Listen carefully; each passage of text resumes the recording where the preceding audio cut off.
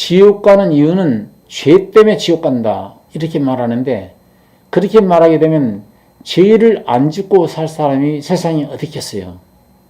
죄를 큰 죄든 작은 죄든 알고 죄를 짓든 모르고 죄를 짓든 죄를 짓지 않고 사는 사람은 한 사람도 없을 겁니다. 그런데 성경은 예수께서 말씀하시기를 나는 의인을 부르러 온 게 아니고 죄인을 불러 회개시키러 오셨다라고 말씀하셨거든요. 마태복음 9장에. 죄 문제를 해결하러 오신 예수를 만난 사람들은 지옥의 문제를 해결을 받을 수 있는 것이죠. 그런데 정말 지옥 가는 문제는 죄 때문에 지옥 간다는 말도 틀린 말은 아니겠지만, 성경에서 딱 꼬집어서 너는 지옥 갈 수밖에 없다. 그 이유가 무엇인 줄 아니? 너가 불법을 행하기 때문에 지옥 가는 것이야. 이렇게 딱 부러지게 주님께서는 말씀하고 계십니다. 불법을 행하게 되면 지옥을 가게 되더라는 것이죠. 마태복음 7장 21절로 23절 말씀 읽어보니까 나더러 주여 주여 하는 자마다 천국에 다 들어갈 것이 아니요 뜻대로 행하는 자라야 천국에 들어가리라. 그날에 많은 사람이 나더러 이르되 주여 주여 우리가 주의 이름으로 선지자 노릇을 하고 주의 이름으로 귀신을 쫓아내고 주의 이름으로 많은 권능을 행치 아니하였나이까. 그때에 내가 저에게 밝히 말하되, 23절입니다. 내가 너희를 도무지 알지 못하니 불법을 행하는 자들아 내게서 떠나가라. 이 불법이란 말이 나오거든요. 불법을 행하니까 지옥 가게 되는 것입니다. 죄는 예수께서 죄 문제를 해결해 주러 오셨어요. 예수라고 하는 이름이 마태복음 1장 21절에 아들을 낳으리니 이름을 예수라 하라. 이는 자기 백성을 저희 죄에서 구원할 이름이라. 예수라는 이름 자체가 자기 백성을 저희 죄에서 구원할 이름이에요. 예수님을 믿어서 죄에서 구원함을 받는 거 너무나 간단한 문제겠죠? 고지고대로 믿는다는 말이에요. 주 예수를 믿어라. 그래야만 너와 내 집이 구원을 얻으리라. 다른 이로서는 구원을 얻을 수 없나니 천하인간의 구원을 얻을 만한 다른 이름을 우리에게 주신 적이 없음이니라. 예수만이 구원자라는 것이고 예수만이 죄에서 건져주실 분이라는 것이지요. 그런데 중요한 것은 불법을 저지른다는 불법. 죄의 삶을 받았다고 말하면서 불법을 저지르고 있다고 한다면 어떻게 돼요? 그건 지옥 간다는 것이죠. 마태복음 13장 41절로 42절을 제가 읽어드릴게요. 인자가 그 천사들을 보내리니 저희가 그 나라에서 모든 넘어지게 하는 것과 또 불법을 행하는 자들을 가두어 지옥에 가둔다고 그랬어요. 불법을 행하는 자들을 가두어, 주님이 불법을 행하는 자를 가두어 불못불에 던져 넣는다는 말씀이 42절이에요. 13장 40절에 불못불에 던져 넣으리니, 하나님이 던져 넣으리는 거예요. 불못불에. 제가 불못불 지옥에 대해서 말씀을 드렸잖아요. 지옥에는 영원토록 불이 꺼지지 않도록 부채질하고 계신다는 거예요. 자동 시스템에 의해서 풀무질을 당하는 그런 곳입니다.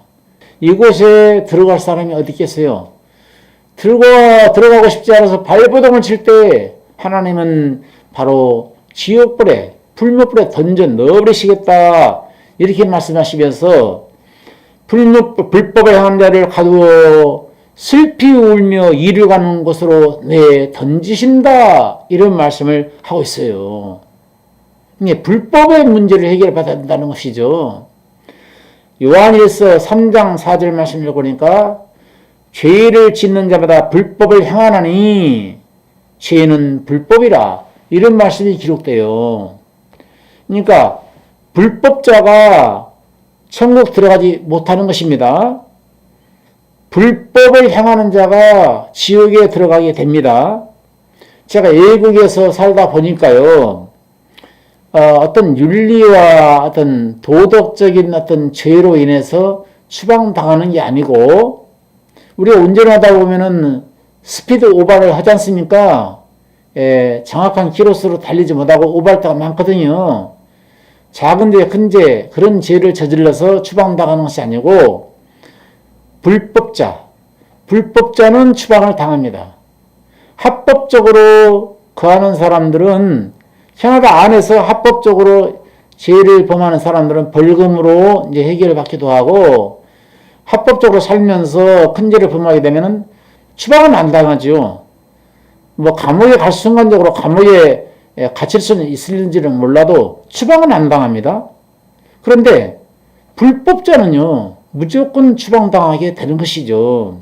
우리가 하늘 시민권자답게 살아가야 하는데, 불법으로 시민권을 획득했다라고 한다면 어떻게 됩니까? 세상 나라에서도 불법자는 추방을 당하는데, 하늘나라도 마찬가지예요. 합법적으로 하늘 시민권을 획득해야 됩니다. 하늘 시민권을 획득할 수 있는 방법이 뭐죠? 어떤 식으로 하늘 시민권을 획득해야 되는 것일까요? 믿음으로죠. 믿음으로. 무엇을 믿느냐? 지금부터 제가 드린 말씀을 잘 들어보십시오. 이 모든 죄악과 불법들이 합법적으로 정당하게 깨끗하게 해결되었는지, 가리워졌는지, 덮어졌는지, 제사함을 받았는지 성경을 통해서 진단을 해보시고, 성경을 통해서 진단해 보신 다음에 내가 성경과 맞지 아니하는 삶을 살았다라고 한다면 고침받으시면 됩니다. 새 칠로 새로운 길을 걸으시면 되는 거예요. 우리가 병이 있는지 없는지를 알려면은 의사에게 가야 합니다.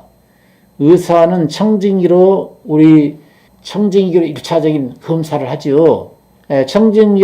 청진기로 이상 여부가 발견되었을 때는 전문 검사 기구를 통해서 CT 촬영이라든지 MRI 촬영이라든지 전문 기구에 의해서 검사를 받게 되지 않습니까? 마찬가지예요. 우리 마음속에 죄와 불법, 이 모든 것들이 있는지 없는지, 죄가 가려졌는지 죄가 그대로 남았는지 알 수 있으려면 우리의 육체를 볼 수 있는 것은 유일한 거울이죠.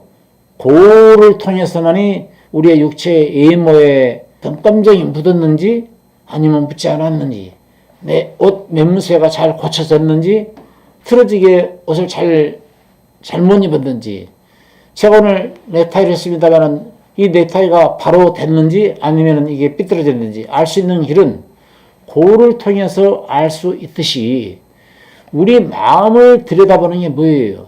우리 마음을 들여다보는 것이 성경 말씀이에요. 이 성경 말씀을 이제 걸어서 성경은 마음을 들여다보는 거울이다, 이렇게 말씀하고 있더라 이거예요.